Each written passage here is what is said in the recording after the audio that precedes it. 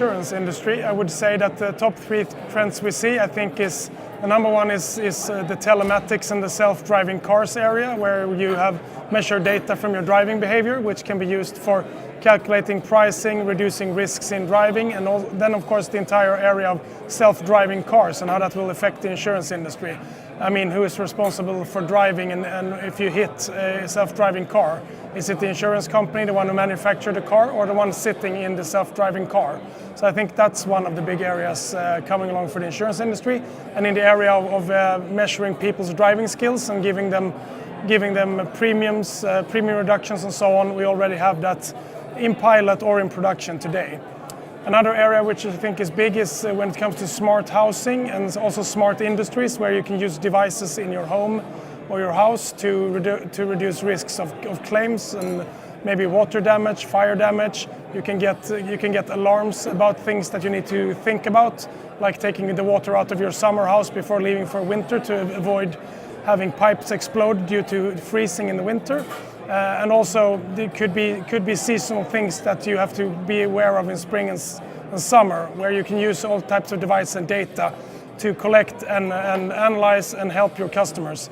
We have a lot of data in the insurance industry. We're good at crunching data, but I think we need to work Internet of Things data into what we already have.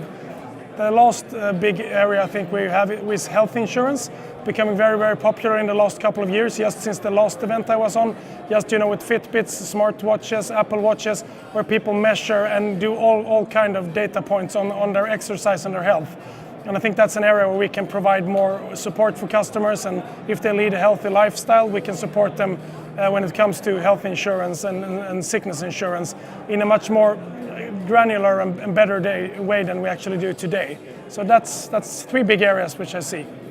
I don't think that it has changed the business model as much as other industries yet, but what I can see is that there are coming in more and more data, and I think in insurance, the more clever you are with data and the more precise you can be with data and data points and information, the better and precise you can be towards your customers in calculating the real risk for that individual customer, and then you can also be able to provide them a better service, better insurance covers. So I think that's really going to change, because I think the devices are there, and I think that if we can just get hold of the data and use it, we can do a better service to our customers. And then I also think another one area which is in early days is how you do a business model. Like one that I mentioned with user-based insurance, you have a very clear business model. If you drive well, you can get a lower insurance premium. But in some areas such as health insurance and housing, it's harder to find a business model, because in housing a water claim may occur very, very rarely. So it's a bit unclear if you actually can do a business model out of water damage or water claims with sensors. We have that in pilot, but it's just finding the right business models where the customers would benefit from it, and we as a business can also make a benefit, either by reduced claims cost or increased profitability. So I think it's early days, and those are some of the challenges we have, but it will definitely change the way we operate.